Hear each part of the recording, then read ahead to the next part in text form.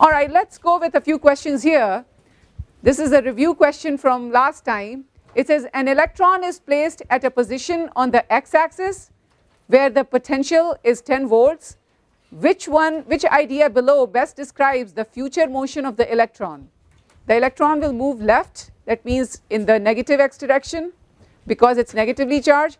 Electron will move to the right, that means positive x direction because it's negatively charged. Electron will move left since its potential is positive. Electron will move right, that means in the positive x direction because its potential is positive.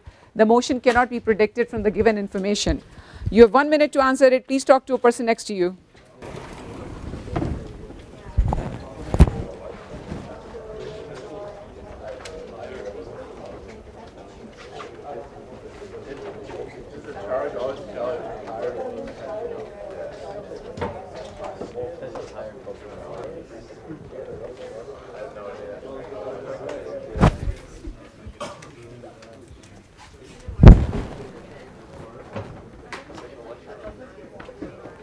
All right, 7 seconds, folks.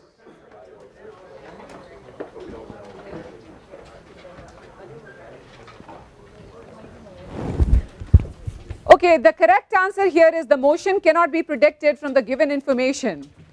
Why is that? Because what you need to know is difference in potential between 2 points. You know, potential at a particular point doesn't have any meaning whatsoever. I can choose to call something 10 volts. You can choose to call that thing 0 volts, somebody else can call it 20 volts, and that's all fine because potential at a particular point has no physical meaning. The physical meaning can only be associated with differences in potential or differences in potential energy, right? So potential is undefined by a reference value. So if I just tell you potential at one point, I have really told you nothing. I've just told you my own reference, but it doesn't say anything about what is happening in the region around it. You know, is the potential low on one side or compared to the other one? Because then you can make a decision about is there a force on the charge or is there no force on the charge, whatever. Is that making sense, folks? So the correct answer here is E. All right, let's go to the next question here. Okay, it says in the figures below, there are 3 figures, 1, 2, and 3. The dotted lines show the equipotential lines of electric fields. A charge moving along the line on any equipotential surface here would have a constant electrical potential energy. A charged object is moved directly from point A to point B. So you take a charge, you move it from here to here, or you take it from here to here, or you take it from here to here. And the question is, the charge on the object is plus 1 microcoulomb. How does the amount of work needed to move this charge compare in the 3 cases? By the way, this is an equipotential surface with 10 volts. This is something between 10 and 30 volts. This one is something between 30 and 50 volts, this equipotential surface. Here this is between 10 and 30. This is between 30 and, okay, in fact it says it's 20. This one is 20, this one's 40, this one's 20, this one's 40, 20 and 40. The question is asking how does the amount of work needed to move this charge compare in this case and this case and this case. A says most work is required in 1, B says most work is required in 2, 3 says most work is required in 3, 1 and 2 require the same amount of work but less than 3. All 3 would require the same amount of work. You have 1 minute to answer this question. Your time starts now. Please talk to a person next to you.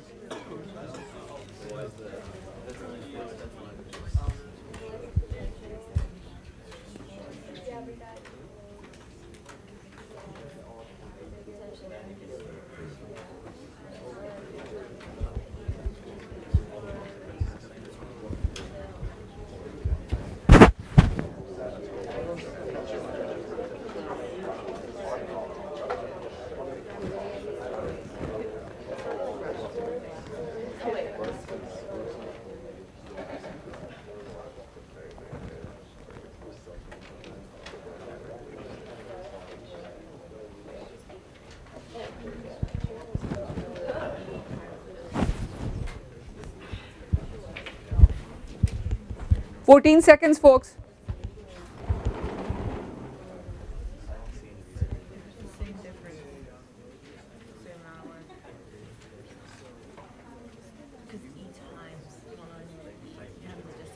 Okay, the correct answer here is E. All would require the same amount of work, because if you remember, work is related to negative of the change in potential energy, right? But remember, potential energy is the charge on some charge, test charge, let's say Q0 times V, but the potential, and hence we can write the work done as negative of Q0 times the change in potential, right? Do you see delta U here means U final minus U initial. You know, delta V here means V final minus V initial. So you can see that since V final and V initial are the same, and you're moving the same exact charge Q0, Q0 is exactly the same, it's plus 1 microcoulomb, this work done will be the same in all these three cases, regardless of the distances of those equipotential surfaces. Does that make sense? The distance will not matter. So yes, it's true that these two equipotential surfaces are farther apart. This distance is more, this distance is less, and this is even more even lesser. But the point is, since the potential here is 20 volt and here 40 volt, the difference is 20 volts here, the difference is 20 volts here, and the difference is 20 volts here, and that's the only thing that matters here, and the same charge is being moved. So the work done in all these cases is exactly the same. Is that making sense? The work done by the electric field in all of these three cases is exactly the same. All right, let's look at the next question.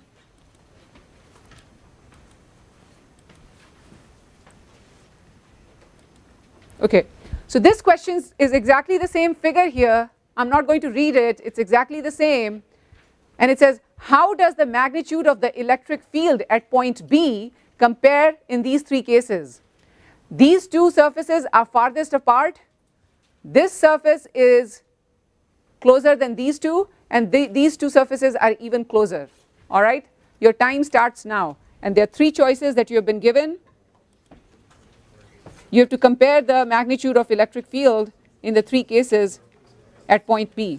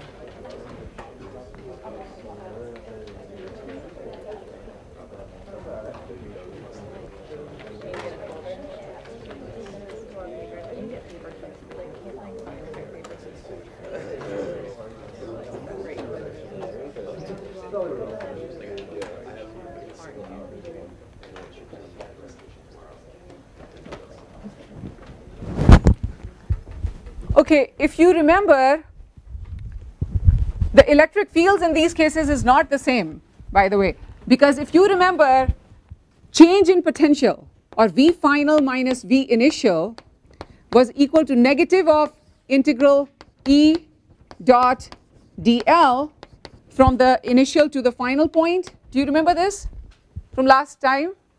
So we learned this is the relationship between electric field and change in potential. So change in potential is negative of the integral, line integral, this is an integral over a line, from the initial to final point of E dot dl. Now what does this mean? So here, you know, we are talking about some case where the electric field is constant between the two. Let's say that electric field is pretty uniform. If the electric field is uniform, you can pull the electric field out, right? And if the electric field is constant, you can pull it out, and then integral from initial to final point just becomes the distance between the 2 points. Even if the electric field is not constant, do you see that just because V final and V initial is the same, it doesn't mean that the electric field will be the same, because there is also another thing, dl, that matters. Do you see what I'm saying? Okay, so let me give you an example. So let me say, assume that electric field between the two equipotential surfaces is constant.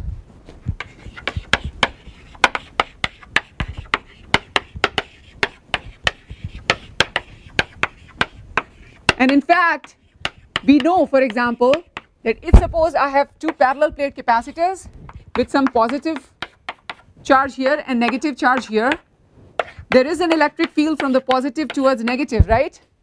Is this electric field pretty uniform? Yeah, electric field is pretty uniform, and will each slice that I think of here, will all of those be different equipotential surfaces? Yeah, so maybe, you know, there is one sheet here which is say 20 volts, maybe there's another one here which might be, who knows, 10 volts. The one closer to the negative plate will have a lower potential, the one closer to the positive will have higher, right? Maybe this thing itself you are calling 30 volts, this thing. Maybe you are calling the negative plate, you have set your potential such that this one has V equal to 0. You know, this negative plate, I can always choose my 0 to be whatever I want. I can choose my 0 to be such that negative plate has 0 potential, right? If this is the case, do you see if the electric field is constant here, I can pull the electric field out. Also, if I'm moving, let's say we are moving some charge, some test charge Q0 from here to here, right? Let's say that we are moving it from 20 volts to 10 volts, then we know that V final minus V initial should be equal to minus. What would be the easiest path for you to choose? Remember, the change in potential, you know, as you go from the initial to the final point will be the same regardless of which path you choose, right? So what's the easiest path to choose? The one that goes in the direction of electric field. Wouldn't it be the easiest path to choose? Because remember, even in the case of change in gravitational potential energy, you should always compare this case with the gravitational case that you know very well. You know, if I move this chalk from here to here and I ask you what is the change in gravitational potential energy versus I move it this way or that way or some other complicated way, it doesn't matter. In all of those cases, the change in gravitational potential energy will be the same, because gravitational force is a conservative force. The work done only depends upon the initial point and final point and not on the path you take. Same is the case here. Electrostatic force, the Coulomb force, is actually a conservative force. You can even see that it has the same form as the gravitational force. Gravitational force was G m1 m2 over r square between two masses. Here Coulomb force is K q1 q2 over r square. They even have the same exact force. The direction is along the line joining the two. So the point is, both forces are conservative forces. Work done by these forces only depends upon the initial point and final point and not on the path. So the easiest path to choose when I'm trying to take a charge from here to here is this. So dl, this line integral, can be thought of as being along this line here. You know, the little dl's, you can think of little line elements, and basically we can choose these things to be along the direction of electric field. If that's the case, what would be the angle between electric field and dl? 0, because if you think about it, basically what we are saying is that V final minus V initial is minus integral from initial to final point of magnitude of E times magnitude of dl times cosine of the angle between E and dl. That's what dot product means, right? And is everybody seeing that if I choose a convenient dl, and I know I can because the work done does not depend upon the path, so I can choose any path that is convenient for me. I can choose this path in the direction of electric field. Cosine theta will become cosine 0 degrees, and cosine 0 degrees is just 1, right? And if the electric field is constant, you know, here, electric field is the same everywhere, which I know between the two plates of a capacitor it will be if we ignore the fringing effect here, and we will ignore it. We'll always assume these plates are infinitely big so that the electric field is constant for all of our purposes throughout this course. So then I can pull the electric field out if it's constant. So let's pull it out. and if I pull the electric field out, I'm only left with I to F integral dl magnitude. Cosine 0 is 1. What is integral dl?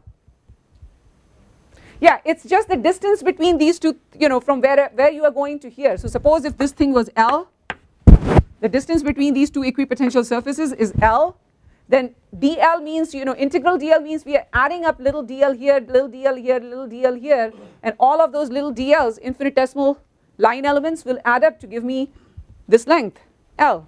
So basically what we get is that Vf minus Vi is equal to minus E, magnitude of E times L. Right?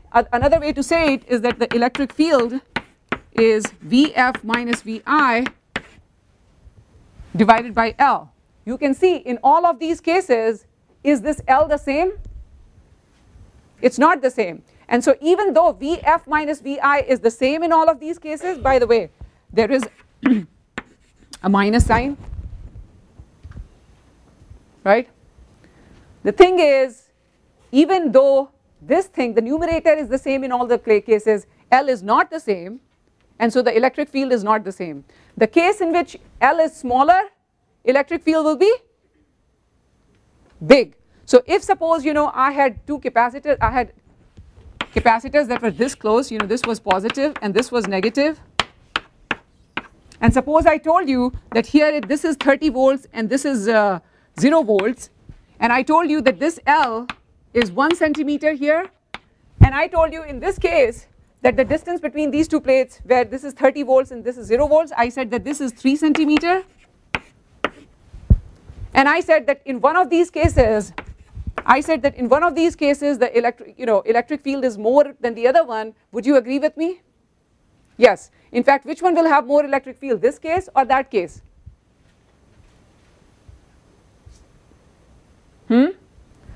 Which one? Tell me. The one on the right. Why is that? Can you explain? You're right. Because looking at this thing, if suppose you take a test charge, let's say you take a test charge from this surface to this surface, right? You can see Vf minus Vi is the same compared to if you take a test charge from this surface to this surface, right? Because you're going from 30 volts to 0 volts. Here you're going from 30 volts to 0 volts there, but this distance is smaller. This is just 1 centimeter, right? Can we calculate the electric field here? Will everybody in the exam be able to calculate the electric field in this case between the two plates and the electric field in this case between the two plates? Tell me, how will I calculate the electric field here? It should be, minus V final. So let's say that, 0 volts minus 30 volts divided by 1 centimeter, and 1 centimeter is 0.01 meter, right? And here in this case, the electric field between the two plates is going to have a magnitude which is equal to again it's 0 volt here, 30 volts here, divided by the distance between the two plates, which I told you is 3 centimeters, so that means it's 0.03 meter. And so this is minus and minus make it a plus, so this becomes 30 divided by 0.03 volts per meter. Is that making sense? And there, what is the answer? 30 divided by 0.01 volts per meter. Is it making sense, folks? That this answer is really 30,000 divided by 3 volts per meter, which means 1,000 volts per meter. Right? Is everybody with me? Whereas in this case, the electric field turns out to be 3,000 volts per meter. So in other words, the electric field in the two cases is different. Is that making sense? And what do you think might be the reason for that? If you remember the electric field between, another way to write electric field, between the two plates of a capacitor is to do it in terms of, do you remember, between the plates of a capacitor,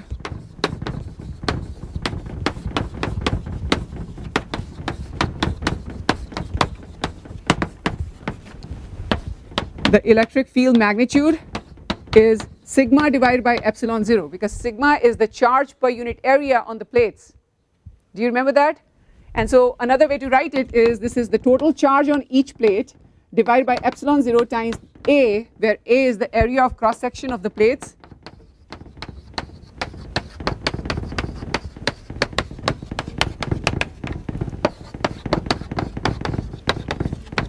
So for example, if I have two plates like this, and in this case it happens to be rectangular, whatever is length times breadth, that is A, the area, right? If this was a circular plate like this is a capacitor in which you have circular plate, then the area of cross section of this plate would be pi r square, right? And whatever is the charge on this plate, total charge, if you divide by the charge on one plate by the area, that's what sigma is. It's charge per unit area, right? Charge divided by area gives you the charge on an area of 1 meter square, charge per unit area. So the point is, in these two cases you can see, yes, it is 30 volts and 0 volts, 30 volts and 0 volts, but somehow the electric field is different, right? That means sigma in these two cases must be different. Do you see? Because would this have been another way to calculate the electric field? Suppose I gave you a problem on the exam. First part said, find the electric field. Part 2 said, find the sigma in the two cases. Could you have found sigma in the two cases? For this problem and this problem? Or not? Anybody from the front row, tell me how to find sigma for this case. We have already found that the electric field is 1000 volts per meter, please. Very good, because from here we can see, from this, so part B says sigma is equal to what? So what we can see from here is that sigma is equal to the magnitude of electric field times epsilon 0. And so sigma can be written in case 1. Let's say this is our case 1. This is our case 2. Then you can see that sigma in case 1 will be, folks, there shouldn't be any talking, 3000 volts per meter times epsilon 0. Epsilon 0 is 8.85 times 10 power minus 12 Newton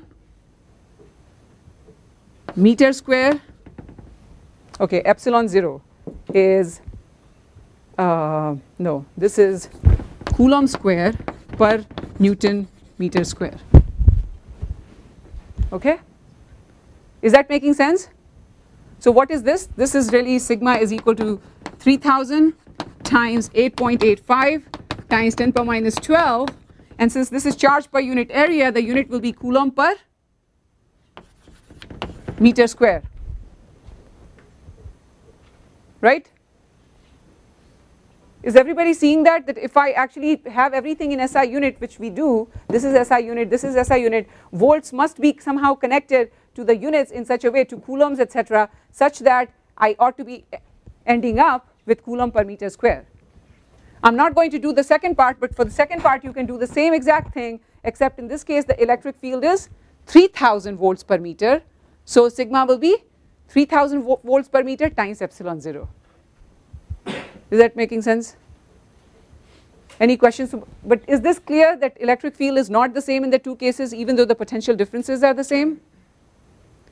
Any questions about this, folks? Anybody? Okay, then let's move on. The other thing that I wanted to point your attention to is, if I asked you what is the unit of electric field, what would you have said? If you think of the basic definition of electric field, remember net force was equal to Q times E. Do you remember F is equal to QE? What does that tell you is the unit of electric field? Yeah, that will tell you that electric field is force divided by Q, right? And that would tell you that the unit of electric field must be the unit of force, which is Newton, divided by unit of charge, which is Coulomb. So that also says that Newton per Coulomb must be the same as volts per meter. Do you see that? Newtons per Coulomb better be the same as volts per meter, and I leave it for you to try at home. Do you want me to prove to you, or is it something you can try at home? Because remember how we define volts. Volts is joules per Coulomb, right? And you can think about how joules is then connected with, say, Newton, because joules is Newton meter, it's work done, it's the unit of work done, and hence you can connect the two things, and you can see that these two units are the same. And I think these are all very important points that you should understand, because in the exam I could ask you, which of the following are the units of electric field? And you need to know that volts per meter is the same as Newton per Coulomb. Okay? Anybody has any questions about this? All right, let's move on to the next question then. Okay, so this one says, in the figures below, the dotted lines show, oops, I need to put the correct answer there. In the figures below, the dotted lines show the potential lines of electric fields. And again, it's exactly the same situation as earlier, so I'm not going to read this, and it says, for case 3, so this is the only one that you're looking at this time, what is the direction of the electric force exerted by the electric field on a +1 microcoulomb charge object when at A and when at B? So what is the direction of force if I put a charge here and when I put a charge here? Please talk to a person next to you. The choices are given to you. You have 1 minute to answer this question.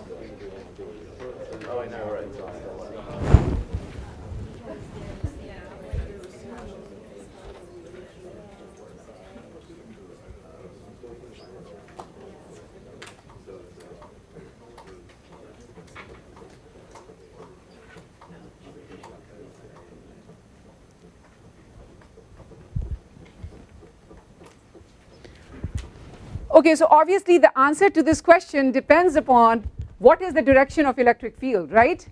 And remember, the direction of electric field in these cases is this way, you know, from the surfaces with higher potential to the surfaces with lower potential. Is everybody seeing this is the direction of the electric field? And if that is the direction of electric field, then we know that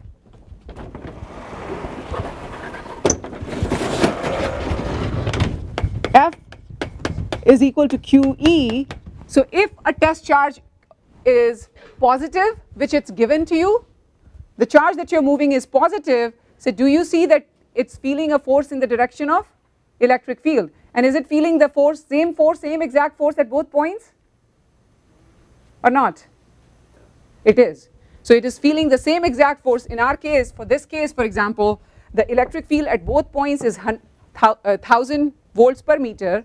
Multiply that by the Q, which is 1 microcoulomb, and you will figure out exactly what the force is, right? And it's exactly the same in at both points, and it's in the same direction also. So the magnitude and direction are both the same. And since the charge is positive, the force is in the direction of electric field. If it was an electron, the force would be opposite to the direction of electric field. So this electron will start accelerating opposite to the direction of electric field. Does that make sense? So if I had taken an electron, instead of positive charge, if I took an electron minus E, this electron will start accelerating towards a positive plate. That means it's feeling a force opposite to the direction of electric field. Any questions about that? So the answer here is left at A, left at B, because it's higher potential there than there. Is everybody seeing that in this problem, actually here you have 40 volts and here you have 20 volts, right? So this is point B, this is point A. So does everybody see that the electric field here will be pointing from higher to lower potential like this, right? And so that would also be the direction of force on a positive charge. So if this is plus Q0, that's also the direction of force. And hence it is left in both cases. Very good. Looks like you guys are really paying attention. Very nice. Any questions about this, folks? Anybody, please? What is the sound? All right, so let's then move on. It reminds me of the sound of trains. Okay, here is the thing. So let me now go back to equipotential surfaces. And remember, equipotential surfaces are surfaces where the potential is the same everywhere. So what did we say was the equipotential surface due to a point charge? Anybody remembers? So if I give you a point charge and if I ask you, can you draw for me at least one equipotential surface, what would you draw? Yeah, a sphere, right? And any concentric sphere with this charge that you draw at the center, those are all different equipotential surfaces. So for example, this is a point charge. The electric field lines are these red things here. Is everybody seeing? And what we said is that the equipotential surfaces are these blue things, these spheres here. One thing we said is that equipotential surface must always be perpendicular to the, what should it be perpendicular to? Equipotential surface should always be perpendicular to the electric field lines. Why is that? Because we know that if I take a test charge, say for example from this point to this point on an equipotential surface, is there any work done by the electric field? No, we know that there is no work done because work done depends upon change in potential, and there is no change in potential, right? Because the potential on an equipotential surface is the same. So if I take a test charge from one point to the other point on an equipotential surface, there's no work done. How can there be no work done when work can be written as, you know, integral of F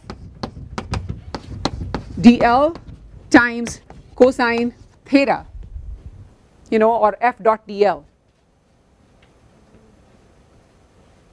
Right? How can it be? The only way that it can be is if cosine theta is cosine 90 degrees, and that means this is 0. So that means even though the force is not 0, because F can be written as Q times the electric field. So the point is electric field is not 0, the displacement is not 0. When I move a charge, test charge from here to here, that test charge is feeling a force due to this charge that is producing the electric field here. But still there is no work done, and that is because the equipotential surface at every point is perpendicular to the electric field line. So this angle between this red arrow which shows the direction of electric field and this equipotential surface must be 90 degrees. In this case, electric field lines are radial. The equipotential surface obviously is, you know, a sphere. So radial lines are perpendicular to the tangent to the sphere. Please. Absolutely, thank you.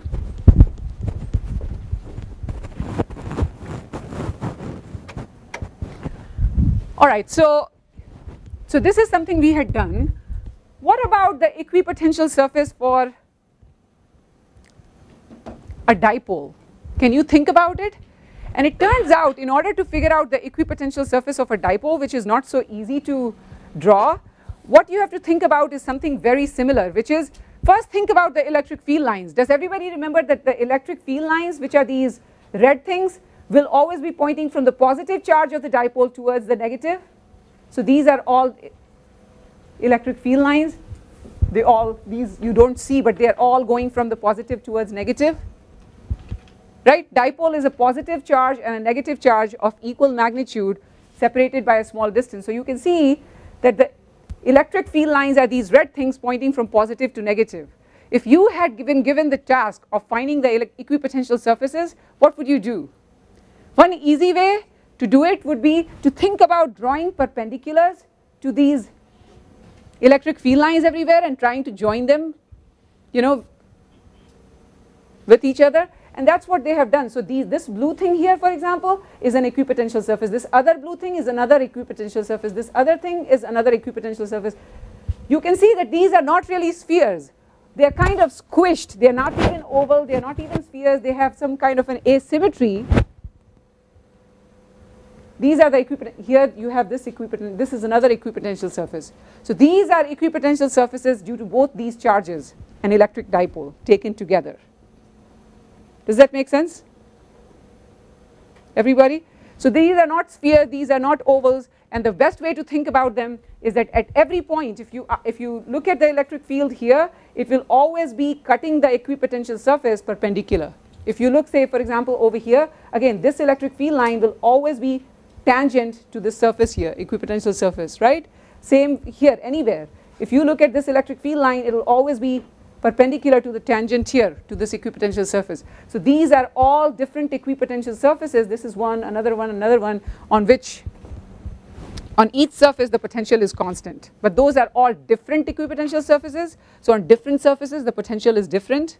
Just like for the case of sphere, this equipotential surface is one surface, this is another one, etc., etc.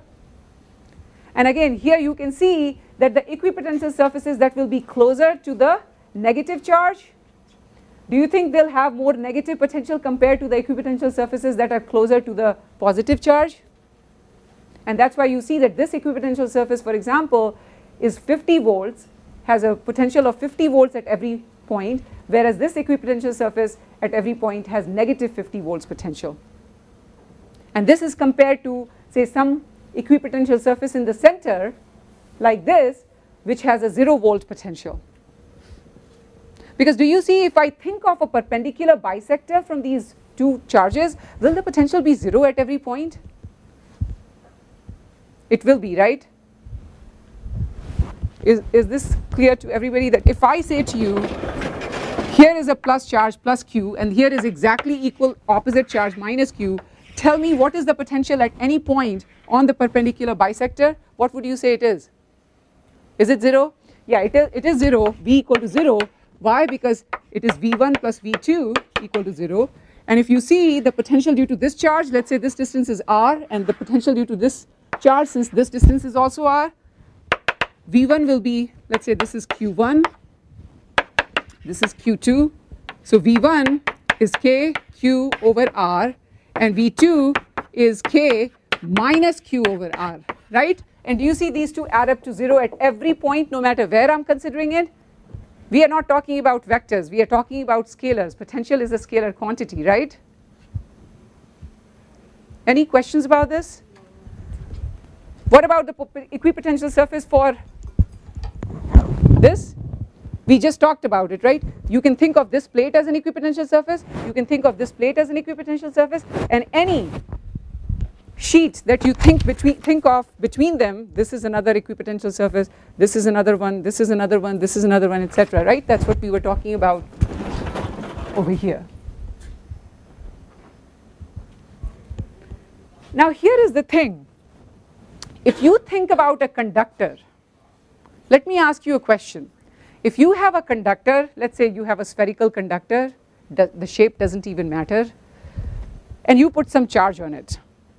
The charges will always distribute themselves in such a way so that what happens? The electric field everywhere inside stays 0 in equilibrium, right? Because if the electric field is not 0, since F is equal to QE, the free electrons in the conductor will start feeling a force, and that won't be equilibrium anymore. So in equilibrium, the electric field everywhere inside the conductor must be 0. It must be 0, right? So what does that tell you about the whole surface of the whole conductor itself? What can you say about the potential everywhere in a conductor? And in fact, shape is not even important. So I could take my watch, you know, or we could take some really funny looking conductor, But the point is, regardless of what charges you have put on it, charges have always distributed themselves in such a way that the electric field inside it is 0. I want you to think about what its implication is for how the potential at one point on the conductor, compare to potential at another point. Please talk to a person next to you, and I want you to be thinking about this equation. I want you to be thinking about this equation, and the question I have for you is, if the electric field is 0 everywhere inside conductor, which we know it is in equilibrium, what does it say to you about potential at different points inside a conductor? Is the question clear? 1 minute. Everybody should be talking to a person next to them.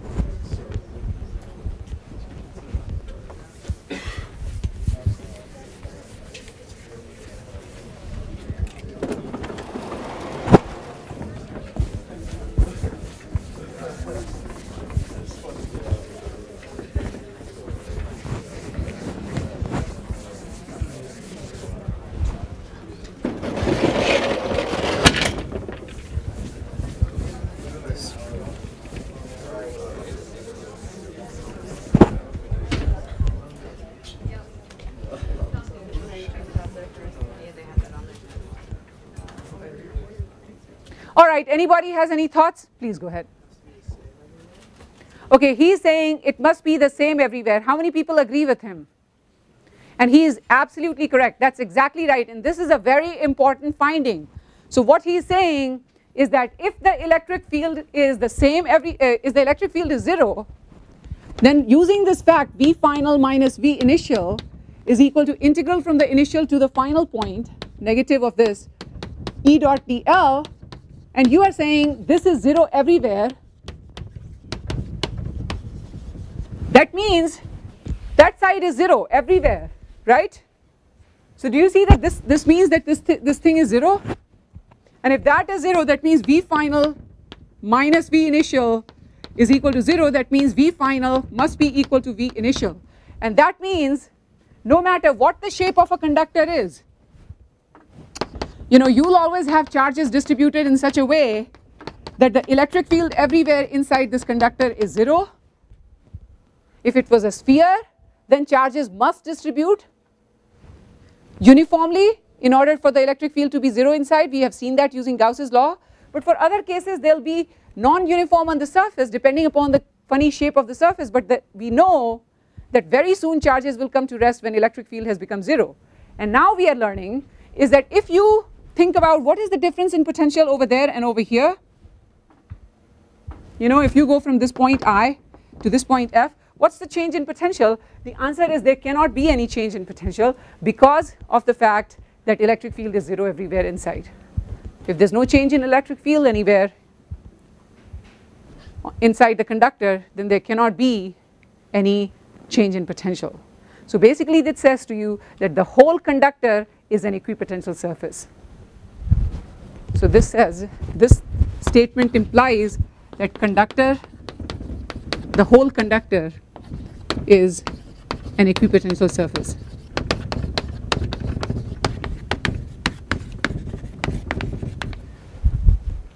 Please. Yeah, all the way to surface, exactly. So the point is the potential will because you can go from here to here, here to here, here to here, here to here, till you go to the surface, right? And after that, no.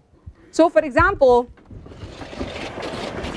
is this idea clear? I'm going to just elaborate on what you said in a second. But suppose you had, for example, a spherical conductor, and in a spherical conductor we know that if you had some charges, they will uniformly distribute themselves, right? To make the electric field in this cavity 0 everywhere. What if I ask you, what is the potential everywhere in the cavity? What will you say? Suppose I told you that the potential produced by these charges, say for example right at the surface, right at the surface the potential is say 400 volts. And I ask you what is the potential say here, here, here, anywhere in the cavity, what will you say to me? Huh? Yeah, one thing I want to say, folks, is that this is a question, this is one of my favorite questions that is always there on the final exam, and I think people do really poorly on this question. So somehow this is a very hard question that you should be thinking about now. So the question is, if the potential on the surface is 400 volts, and this is a uniform sphere with some charge on its surface, the question is asking, what is the potential at the center of the sphere, for example, or anywhere inside? What is the answer?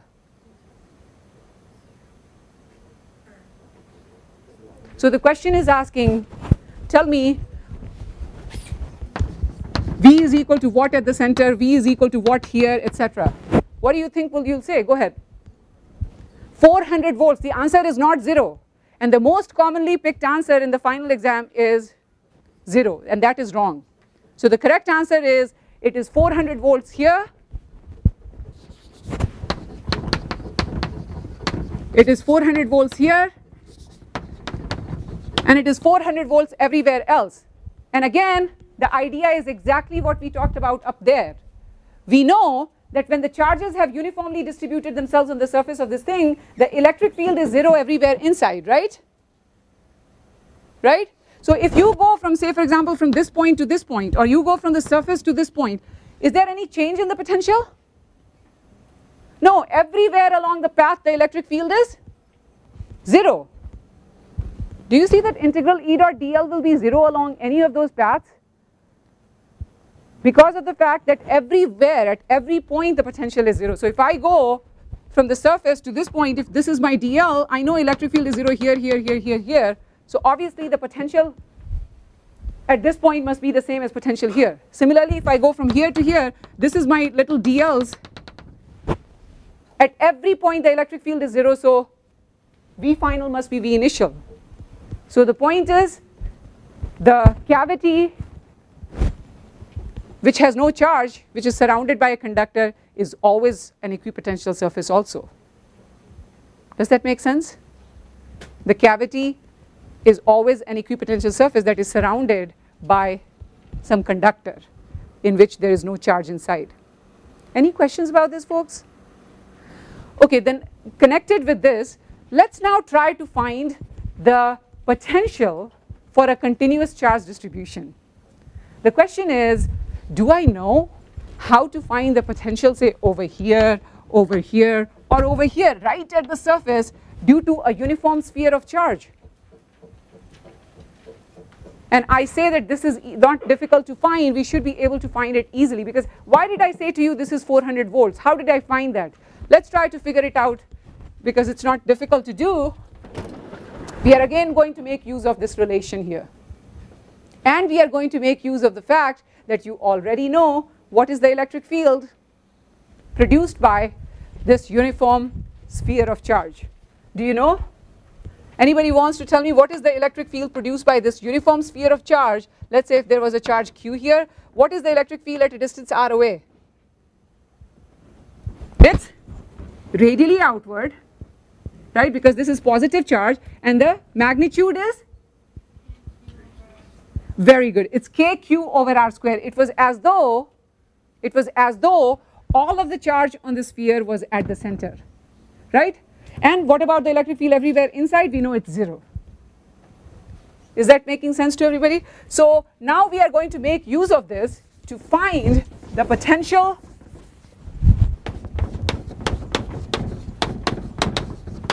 due to a uniform sphere of charge. Okay, uniform sphere with charge on its surface.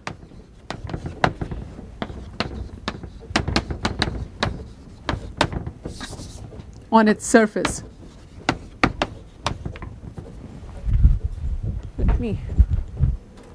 I'm done with this. So how are we going to do it? So we have this sphere, we have this charge. Let's say that the total charge is Q. And I'm saying one good way to find the potential will be to make use of this because we already know the electric field. So what we are going to do is we are going to think about, okay, so I know this, V final minus V initial is equal to minus integral from E dot dl, which is E dl times cosine of the angle between the two things, electric field and dl, from the initial to the final point. So and we already know that electric field anywhere over here at a distance r away has a magnitude k q over r square. This is the distance r. What is the electric field at infinite distance away from this? If you put r is equal to infinity, what will be 1 over r square? 0, right? So the electric field falls off as 1 over r square, and obviously when r goes to infinity, the electric field becomes 0. So you know, one thing we can do is we can choose, say for example, our final point to be infinity. One way we can do is we can say, okay, so let's try to figure out what would be the change in potential if I take something. Suppose what would be the change in potential if I go from here, some distance r away from the center of this sphere, to infinitely away. Is everybody understanding? So the question that I'm asking is, suppose my V final was V infinity and I'm subtracting from it V, Vi would be, you know, say this thing, V at a distance r away. Does that make sense? So this is my initial point, my final point is infinitely far away, so this would be equal to integral from, and notice the initial point is, initial point is the lower limit of the integral, so that would be r, and the final point is infinity. Is that making sense? And what would be the easiest path to take again? Should I take a path along radial direction so that it's the same direction as the electric field?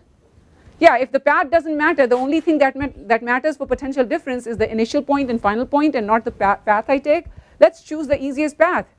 The easiest path is to go along the direction of electric field to infinity. So if that's the case, is everybody seeing that cosine theta will be cosine 0 degrees, which is 1?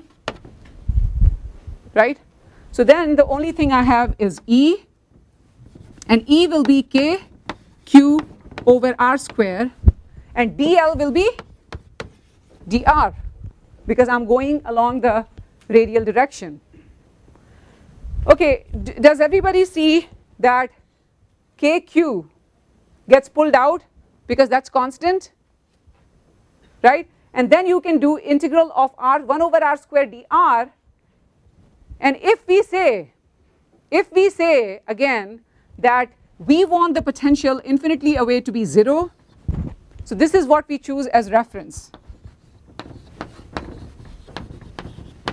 The reference is V equal to 0 at r is equal to infinity, because remember it's up to us to choose our reference to be anything, right? So we are choosing this as our reference. Then what we have over there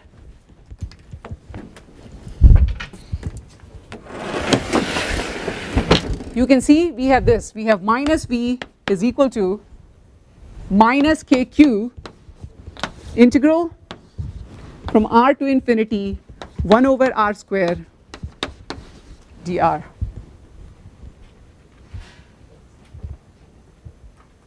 Right? By the way, this minus and minus we can cancel from both sides, so we have V is equal to kq. R square is really r to the power minus 2. Do you know what is this? R to the power minus 2 dr. This will be r to the power minus 2 plus 1 over minus 2 plus 1. Right? Everybody is familiar with that integral? So this is just going to be r to the power minus 2 plus 1 is just r to the power minus 1, and this is minus 2 plus 1 is minus, so this is minus 1 over r. Please. Yeah, I'm just saying the reference potential is 0 at infinity, because we have the choice of choosing any reference we feel like for what we call 0. Remember here we were saying You can call this 0 and this 30. I can call this 30 and this 60, and we are both going to be fine because it's the differences that really matter. Okay, so here I'm saying that this 1 over r squared dr gives me, there's a minus sign here. This is minus 1 over r. And this is evaluated at infinity and r. And so that means v is equal to kq. Let's put infinity in. So we have minus 1 over infinity, and minus makes it a plus 1 over r. Right? 1 over infinity is? What is 1 over infinity? 0. So what we find is that potential due to a uniform sphere of charge is just kq over r square anywhere outside at a distance r away. Right? What about anywhere inside? He had already answered it. It will be the same as what it is over here on the surface.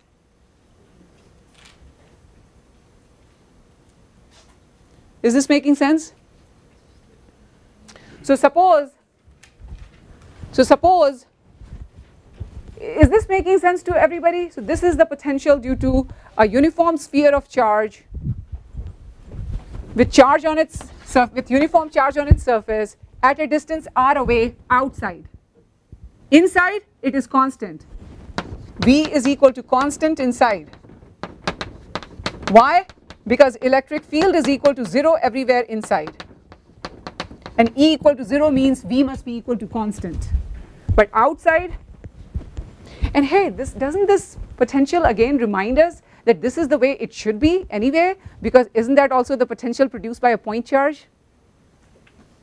So that is also the potential produced by a point charge, and we said already that for a point outside, this charge acts as though all of the charge was at the center. The electric field outside is as though all the charge was at the center, and that's why we got E is equal to kq over r square radially out. So it's not surprising that I find the potential here is kq over r.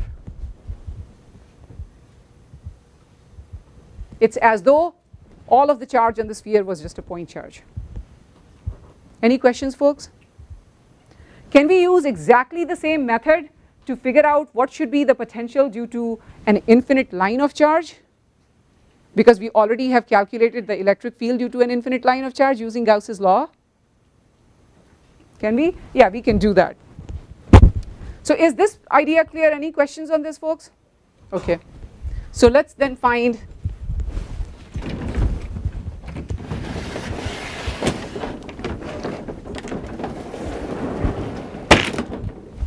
I want you to take note that electric field is a vector. So electric field here has a direction like this.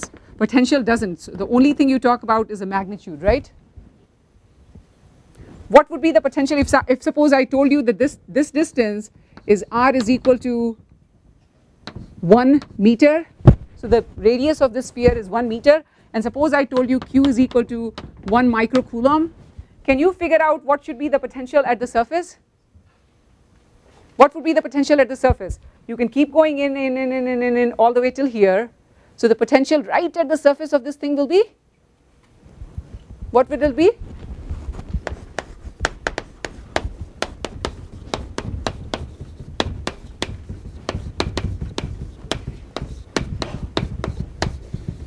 Is everybody seeing V is equal to kq over r, where r is this radius,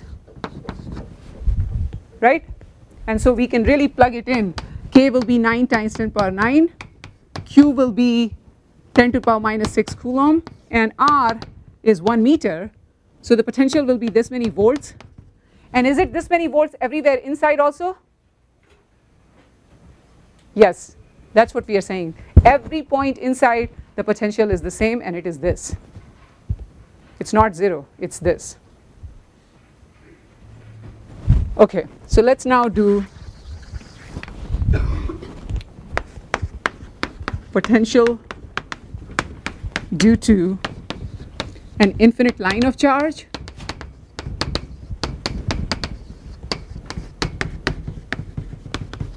So here is the thing, and this is infinite line of uniform charge. So let's say that the charge is positive and it's uniformly distributed on this line. And suppose we have to find what is the potential when I move from, say, some point which is at a distance RA away. So this is the place where the potential is VA, to another point, so let's say over here, where the potential is VB. It is at a distance R sub B. So this is point A, this is point B. Point A is at a distance R sub A from this line, and point B is at a distance R sub B from the line, and potential here is VA, potential here is VB. We want to know what is VB minus VA. Can we find it? Yeah, again we can make use of exactly the same relation, and if you recall that long time ago when we were doing Gauss's law, we figured out that the electric field magnitude due to this line is lambda divided by 2 pi epsilon 0 times r. So it's not 1 over r square, it's 1 over r. Unlike a point charge or a uniform sphere of charge outside where the electric field goes as 1 over r square, due to an infinite line of uniform charge, the electric field falls off as 1 over r. All this junk is constant. What is lambda here? It's charge per unit length. How much charge is there on 1 meter, right? So if you take 1 meter of this line, how much charge is there? That's lambda. So knowing this, can you figure out what should be VB minus VA? Yeah, let's plug it in. Again, what would be the easiest path for us to take if we wanted to find VB minus VA?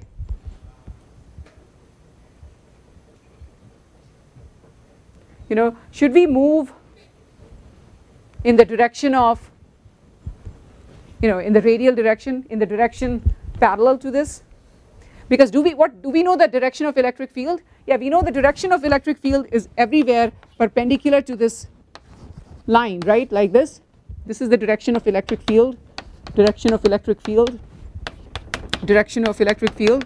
So since we are free to choose, we can go in a funny direction like this or something even more crazy. Why choose those complicated paths? Let's choose a path along which we know cosine theta is easy.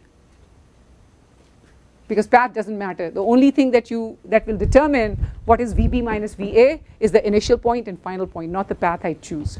So let's choose an easy path.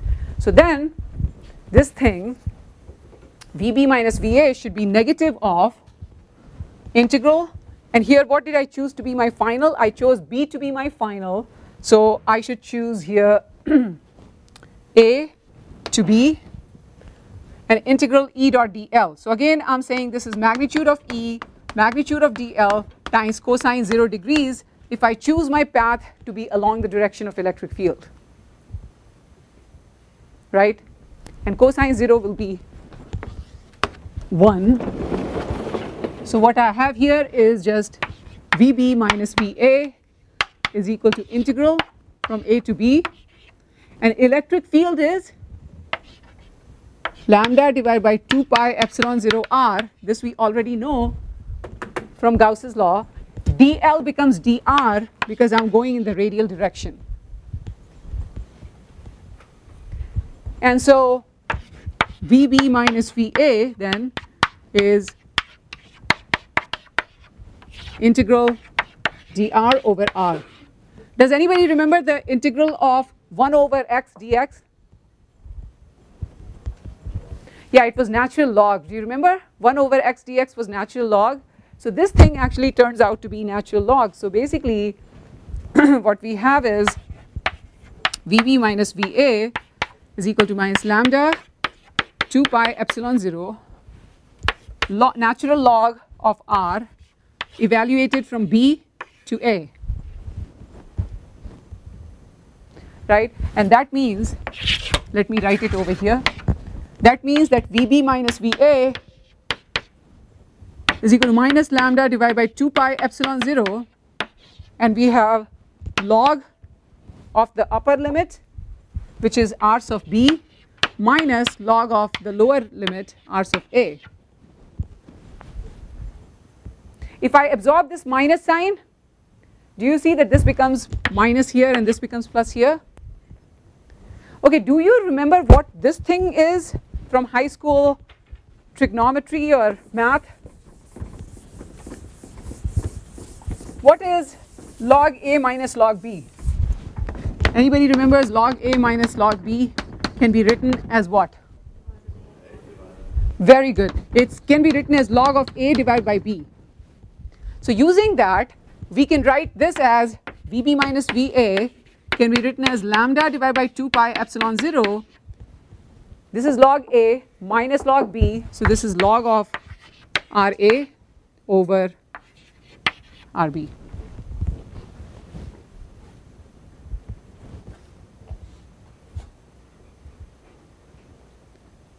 Right? This is the change in potential going from B to A. Okay, one thing that nobody took note of was the fact that here I told you, and I'll tell you an easy trick to figure out when the sign is not right, because I can already see that the sign is not right because of the fact that where should you just don't worry about the numbers exactly. If I asked you this question, is the potential higher at A or B due to this charge, what would you say to me? Right, the potential should be higher at A, because remember, closer you are to a positive charge, higher should be the potential. Shouldn't it be the case? So I know already that A should be more than B. So should this thing be negative then? You know, this is a lower number, maybe 10 volts, and this is maybe 20 volts, right? So we know that this is a negative number. But the way we found this thing, it doesn't seem to be a negative number, because log of anything that is more than 1 is positive. Log of, you know, log of something which is between 0 and 1 will be negative. But this one is RA. RA is this distance, right? Actually, we are okay. So we did it right. So we did take the sign correctly, because RA is less than RB. Do you see what I'm saying? So RA over RB is less than 1, so it's okay. So we did take the sign correctly, because we are going in the direction of electric field. So that's okay. So RA over RB is less than 1. That means log of RA over RB is negative, right? Do you see what I'm saying? So that is, so this side is negative because this thing will give you a negative number, and this should be negative. I know that. So that's a good thing. Is that making sense, folks? Because here is the thing. Suppose you are given a problem. Let's try to do a problem together. Suppose, and this might be one of your homework questions, or there might be a homework question, something which is similar to this. Suppose you are given this. You are told that you have a test charge, right? You have a test charge which is positive, and that test charge, let's say, is plus 2 microcoulomb. And then you start this test charge at rest over here. So it starts at point A at rest. So this is, you know, at rest means the initial speed is 0. And this is at a distance RA. And this distance RA is given to you to be, let's say, 1 meter. And the question is asking, tell me what is the speed when this test charge reaches this point B where RB is 2 meters. What would be the best way to do this problem? And you have been given also that lambda of this thing is, let's say, 2 times 10 power minus 6 coulomb per meter. So you have been given, so is everybody understanding? So you have this line of charge for which the lambda is given. You have a test charge that you start from here at rest, and then you let go. What will happen to that test charge? Will it be repelled from this positive line of charge? Yes, and it will start accelerating along the direction of electric field. F is equal to QE. So test charge will start moving, accelerating in the direction of electric field, right? The question is, when it reaches this point B, which is at a distance of 2 meters away, it started out, you left it at rest from here, it's like you let go, and now you're watching it move. What is the speed at point B? I want everybody to talk to a person next to them, set this problem up for me. Tell me how you would do it, because suppose this was your exam question. How would you do it? Everybody should be talking to a person next to them.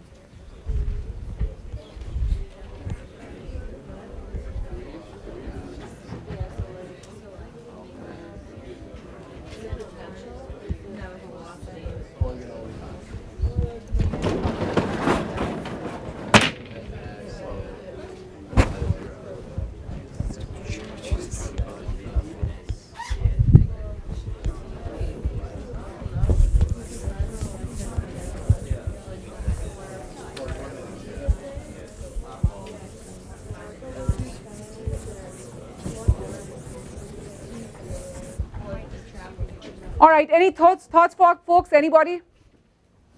Please go ahead. Just plug it into the equation that you gave the last equation. Okay, so if we plug it, that's good. We'll plug it into this equation, but what fundamental principle are we making use of? So with this, we have to use something else also, right? Because what we are asked for is not, oh, by the way, these are speed. This is speed. Speed at point A. This is speed at point B. You have to understand that speed will be used, we'll use smaller v for speed and capital V for potential. So we do need to distinguish between the two things. So what she said is absolutely correct, but since we need to find speed, what principle do you think we should be using? Go ahead. Were you going to say something? We need to find the electric field and then find the acceleration. Okay, that would be one good way of doing it, but a little longer. Very good. What we can use is, maybe conservation of mechanical energy, because remember, electrostatic force is a conservative force. So work done doesn't depend upon path. Mechanical energy of the system is conserved. So we can use the fact that E final is equal to E initial. In other words, if you like, EB is equal to EA if my initial point is this A and final point is B. And that means this mechanical energy is the sum of the kinetic energy and potential energy, and that should be equal to kinetic energy at A plus potential energy at A. And what this says is that if you want to find, remember kinetic energy is half m VB square plus UB, this is equal to half m VA square plus UA. And we are already given that the potential at the speed at A is 0.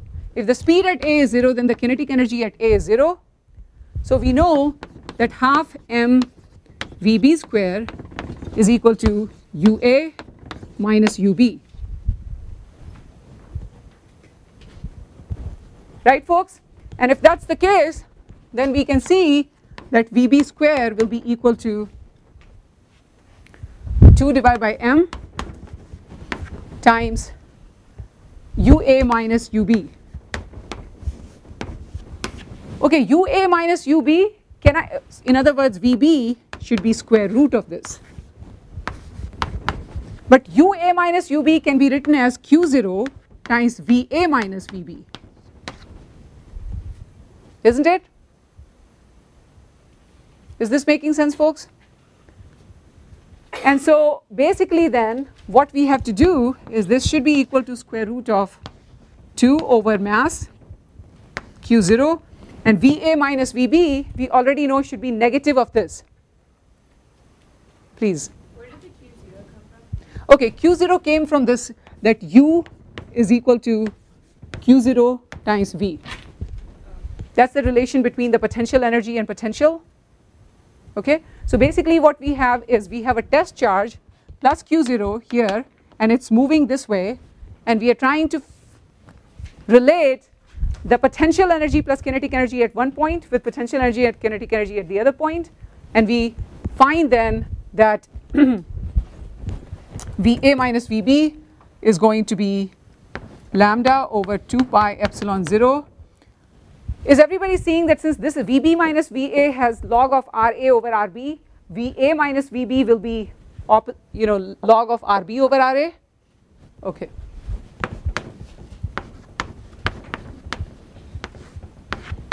And I'm not going to plug in the numbers, but if you are given the mass of the particle, if you are given the charge of the particle, if you are given lambda, RB and RA, I do need to give you Q and M. Let's say that the mass of the particle is 10 to the power minus 4 kg.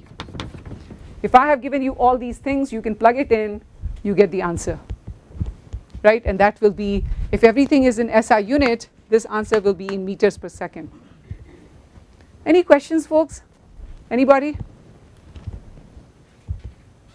Okay, then let's move on now to doing the opposite, which is let's calculate field from potential. All this time we are saying, oh, if I know the field is this, if I know the electric field is this, I can find the potential difference like this. What if you knew the potential and you had to find the field? Can we do that? Yeah, again we can use the same relationship. Let's do it.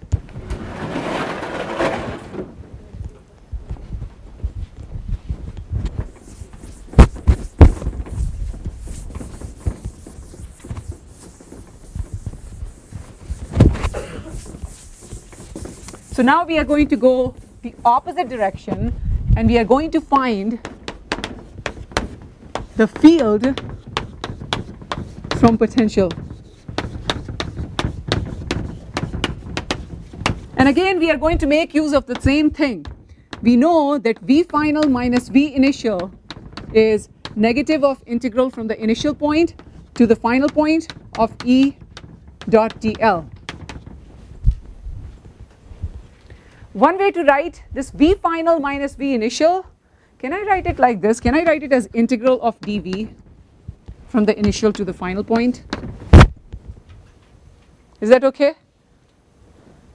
Because what is V final minus V initial? This is just nothing but delta V, the change in potential, right? And do you see change in potential can be written as integral of small changes in potential as you are going from the initial to the final point? Is everybody clear that that is okay to write like this? Yeah? Okay. So then this is equal to minus E dot dl from the initial to the final point. Okay, so what this means really is that dV, the infinitesimal change in potential, must be equal to minus E dot dl. Now, what is electric field? Let me write it for you in the vector form. So let's say that electric field has three components, x, y, and z. Then I can write the electric field like this. This is the most generic way of writing the electric field. I can write electric field as its x component in the I hat direction, y component in the j hat direction, and z component in the third direction, where you have chosen one direction to be the x, y, and z direction basically. Similarly, you can write your dl, your infinitesimal vector dl, as dx in the I hat direction, dy in the j hat direction, and dz in the k hat direction, right? If these are my definitions, then what can I write dV as? We are saying dV is equal to E dot dl. What will be E dot dl? Anybody knows the dot product of these two? Somebody from that side, folks, tell me, help me out. Can I write E dot dl in terms of components of electric field and components of dl? Please go ahead.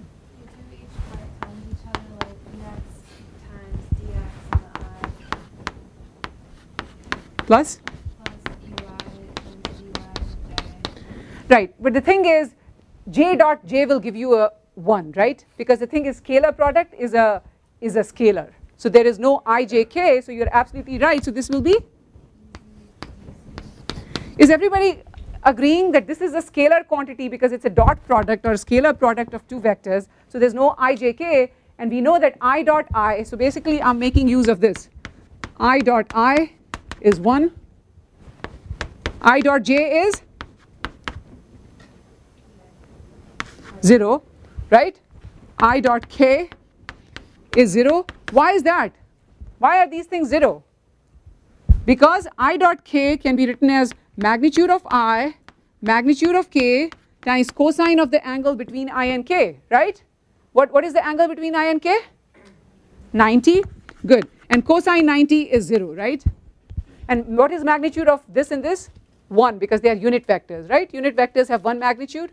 Similarly, if you look at this, this is magnitude of I times magnitude of I times angle between I and I, which is cosine 0, which is 1. And magnitude of I is 1, because the thing is that's a unit vector, right? With one magnitude. So is everybody understanding this? So now if I tell you this, if I tell you, tell me what is Ex, what would you tell me? How many people have heard of partial derivatives, or they have done it in their calculus class? Okay, it looks like almost 90% of the people know what partial derivative is. Then they should know what is Ex. Can you tell me what is Ex here? Looking at this formula here, can you tell me what is Ex? By the way, I did forget one negative sign. There was some negative sign that I have left out, this minus sign. So there was a minus sign here. There was a minus sign here. Okay, so who wants to tell me what is Ex then? Go ahead. Huh? Okay, it will be negative of partial derivative of v with respect to x. Right? Similarly, what will be E? So phi, this will be negative of the partial derivative of v with respect to y. Similarly, what will be E of z? This will be negative of the partial derivative of v with respect to z. What is this partial derivative? Do you know what the partial derivative is? This thing really means that what I'm doing is I'm doing the regular derivative but imagining this, if this is a partial derivative with respect to z, that means it's a normal derivative, but assuming that x is a constant and y is a constant. Do you see what I'm saying? That's what's called partial derivative. Similarly here, this partial derivative means you take the regular derivative with respect to x, but assume that all the y's are constants, all the z's are constants. So let me ask you, is this clear to everybody? So now if I give you a potential and I say find the electric field, you can use these relationships to find the x component of electric field, y component of electric field, and z component of electric field, and then you have the whole electric field. So let me ask you a question. Everybody should be working with a person next to them.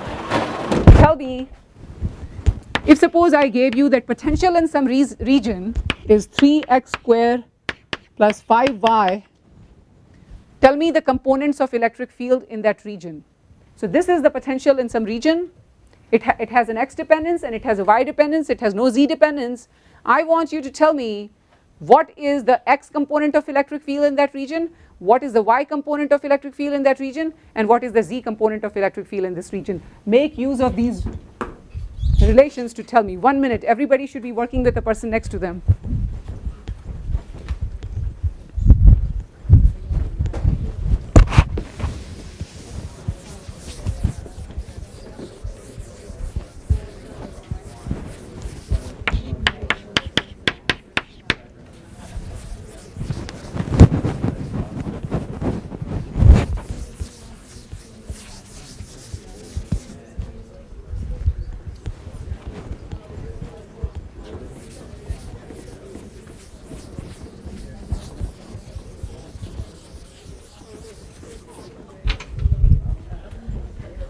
Alright, somebody from the second row. Anybody from the second row, go ahead. Any thoughts on how I might be able to find, say for example, at least one of the components of electric field? Huh? Yeah. Go ahead please. Ex is 6x or minus 6x maybe? Oh yeah. Okay, so Ex is minus dv over dx, and you can see that this is minus d over dx of this thing 3x squared plus 5y. So what you're doing is, this thing is a constant. Y is a constant because I'm taking partial derivative with respect to x, right? And so this is just equal to minus d over dx of 3x square, and the derivative of x square is 2x, right? So 2 times 3 is 6, so this is just 6x. Is everybody comfortable with this? What would be the y component? Somebody from the last row? What is the y component of electric field? Anybody from the last row? Go ahead, folks. Huh? -5? Do people agree with them? Yeah, it is -5 because when you do minus d over dy of this thing, 3x squared plus 5y, x has to be held constant. It's a partial derivative. So this is just derivative of d over dy of this 5y, and that just gives you -5.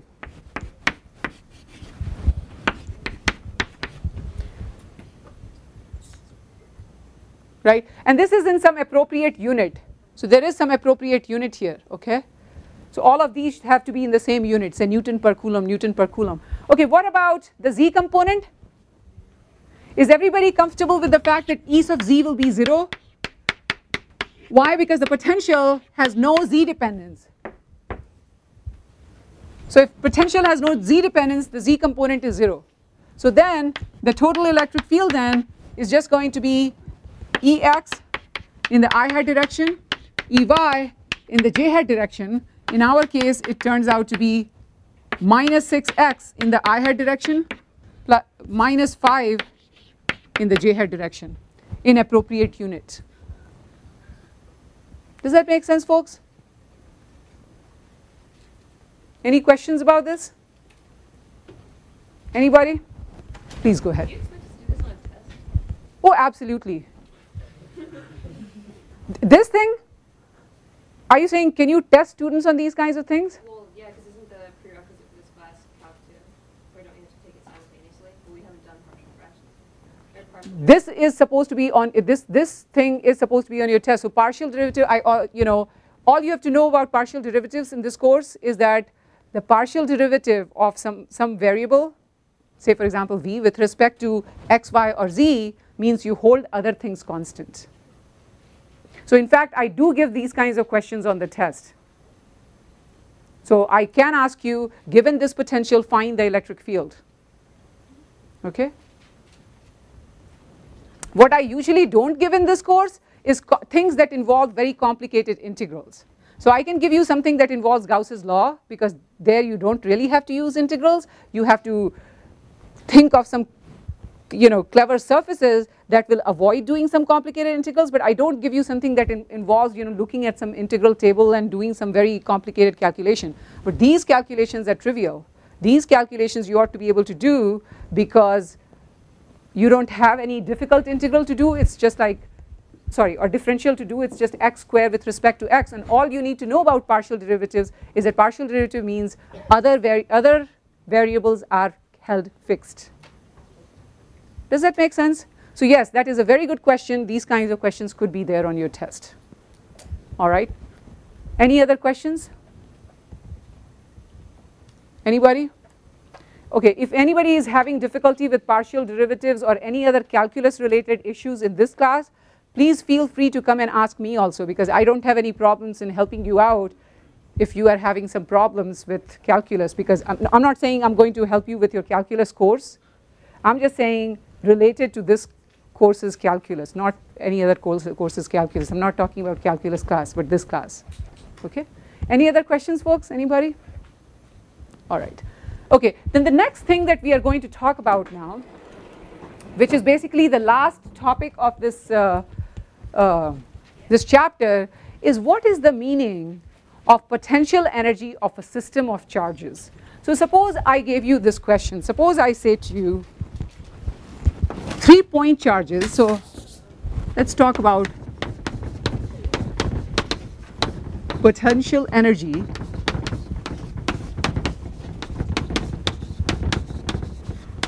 of a system of charge.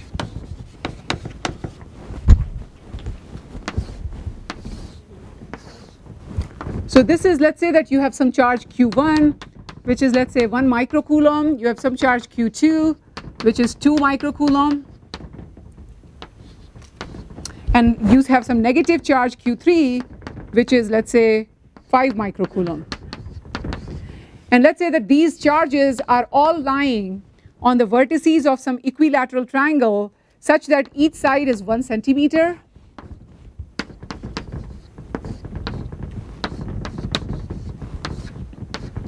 And the question is asking, what is the potential energy of this system of charge?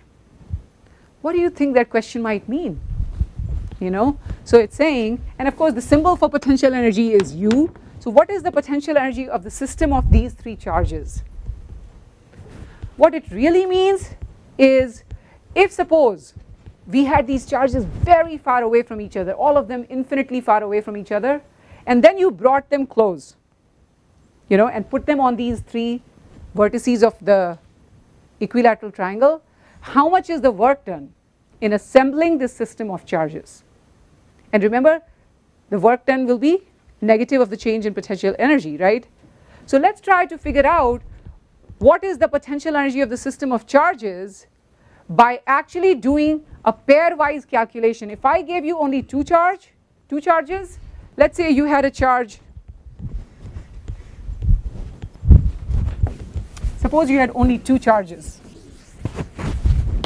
Let's say you had some charge, point charge Q1 here, you had another point charge Q2 here, and if suppose you were asked, what is the potential energy of the system of this these 2 charges which are at a distance r away, again you are thinking about how much is the work done, you know, how much is the magnitude of work done in bringing these charges from infinitely away from each other to a distance r.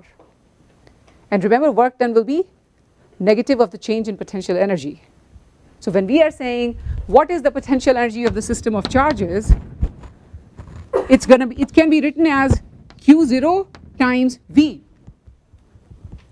Do you agree with me that potential energy can be written as Q0 times V?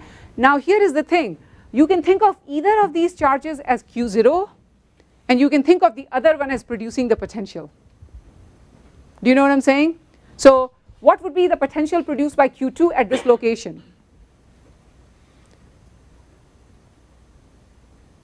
So if I'm thinking that Q0 is Q1, then the potential produced by Q2 at this location will be what? Remember, Q2 is a point charge, so the potential produced by a point charge at a distance r away is kq divided by r. It's a scalar quantity. So basically one way to write this will be, oh, if Q0 is Q1, then this is Q1 times the potential produced by Q2 over here, which is k Q2 over r. Right? Do you see, which is just k Q1 Q2 divided by r. What about the potential energy if I thought of Q2 as the test charge and I thought of as the potential produced by Q1 at this location? Will it still give me the same answer? Yeah, because then in this case I'll do Q2 times the potential produced by Q1 at this location will be k Q1 over r, and it's again exactly the same. Right? So now if suppose you know your homework question is asking what is the potential energy of a system of charges, here I have 3 things, right? What I should really be doing is I should be dealing with 2 charges at a time. So you can say, oh, so the potential energy of this thing, these 2 charges together is k Q1 Q3 over this distance r1 3. The potential energy of these 2 together is k Q2 Q3 divided by this thing r2 3, and potential energy of these 2 charges is k Q1 Q2 divided by r1 2. Right? Is that making sense? So basically we can say then U is equal to U12 plus U23 plus U13, and this can be written as k Q1 Q3 Q2 divided by R12 plus k Q2 Q3 divided by R23 plus k Q1 Q3 divided by R13. What is this?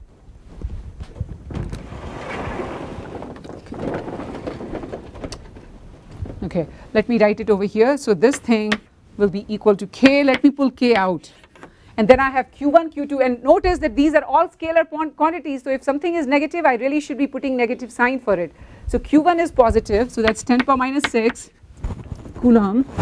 Q2 is positive, so that's 2 times 10 power minus 6 Coulomb. What is R12? That's 1 centimeter. That is means it's 0.01 meter. Okay, what about this? K, Q2, Q3? That's going to be K is pulled out. Q2 is 2 times 10 power minus 6 Coulomb. Q3 is minus, so let's put minus sign, minus 5 times 10 power minus 6 Coulomb divided by this distance is again 0.01 meter, plus the third thing is Q1, Q3, which is this times this, and that's going to be again negative. That's going to be 10 to the power minus 6 Coulomb times minus 5 times 10 power minus 6 Coulomb divided by 0.01 meter, because again the distance is the same. Please don't worry about my numbers because I know I wrote it very small here. All I'm writing is Q1 and Q3. I want you to take note of the fact that this final answer, once you have put the value of K, which in this case happens to be 9 times 10 power 9, will be in what unit? Yeah, this is potential energy, so the unit is joules. And notice that this term has a negative sign, this term has a negative sign, and so it's possible that the overall potential energy of the system may turn out to be negative. Right? Is that making sense? Okay, now here is the last thing that I want to teach you about this particular chapter. You could be asked two kinds of questions in your homework. You know, some questions are asking you, for example, things like this. They are saying, what is the work done by electric field in moving some charge from here to there? And then sometimes they are asking, what is the work done by you if you try to prevent this thing from accelerating and you make sure it only moves at a constant velocity or it doesn't move, etc. So in that case, so for example, if suppose, let me give you a concrete example so that you need to understand what I'm talking about. So suppose, you know, you are given that the electric field between this thing is, let's say, 2 Newton per Coulomb or 2 volts per meter. They are the same thing. And you are told, oh, you have some test charge plus Q0 that you move, you know, that you let go from this surface and it goes to this surface here. Okay, and let's say this distance is given to you to be 2 centimeters, this thing. So the test charge Q0, and Q0 has a magnitude of, let's say, this is positive charge and it's 10 power minus 6 Coulomb. And it moves, it's let go from one plate, it arrives at the other plate, and the question is asking, what is the work done by electric field?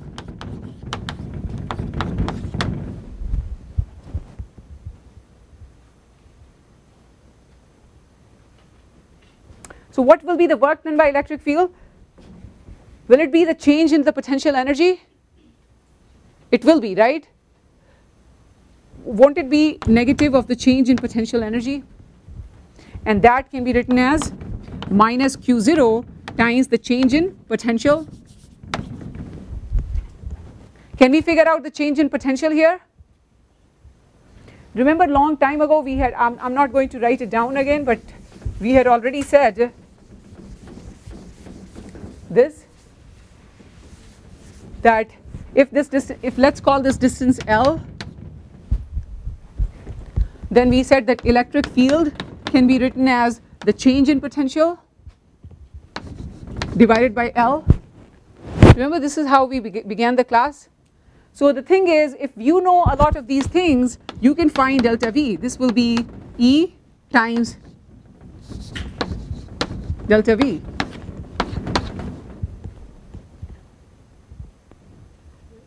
Oh, sorry. L, right? Okay, so the thing is, so if you are given that this is 2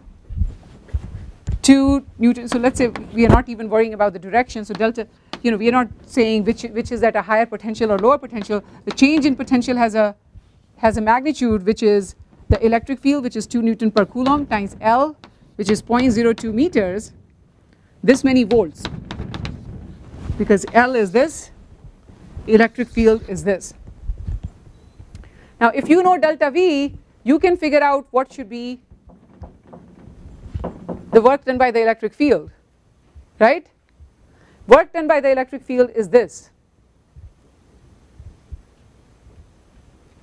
right?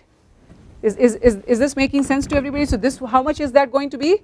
I'm not going to write it down. It's going to be 10 power minus 6 times this, that many joules, right? In some of your questions in the homework or in the exam, you might be asked, if suppose you didn't let this happen, then how much is the work done by the external agent, such as you, to prevent this thing from happening? Because what will be the most natural thing? If you let go of this charge here, this plus q, won't it immediately start to feel this force due to the electric field? It will start accelerating, and this will be the work done by the electric field. If you didn't let that happen, somehow you had some external thing by which you held that there, you will have to do a certain amount of work, right, in order to prevent that from happening, and that would be negative of this work done by the electric field. So the only thing that will be different will be the sign, because electric field is doing work in one direction, the external agency might be doing work in the opposite direction, and the two things might cancel out, and that's why maybe the object is no longer. So for example, even if this charge is allowed to move, you can actually prevent it from accelerating, and you can make it move at a constant velocity, right? If you're moving it at a constant velocity, is there any net force? No, there is no net force. So somehow this force due to this electric field, this is electric field, and then this electric field is exerting a force F of E, which is Q times E. Somehow that must be cancelled by some force acting in the opposite direction if you're somehow making it move at a constant velocity as opposed to with some acceleration.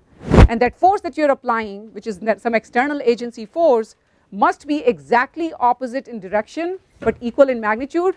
So the work done by that external agency to make it move at a constant velocity as opposed to accelerate from this plate to the other plate will be with a negative sign, the same as what you found to be the work done due to the electric field. So if one of them is positive, the other one will be negative, and vice versa, right? Have a great day, folks. I'll see you guys next time. Professor Singh is a lecturer in the physics department at the University of Pittsburgh. For more information about Professor Singh and her research, visit her website in the description below.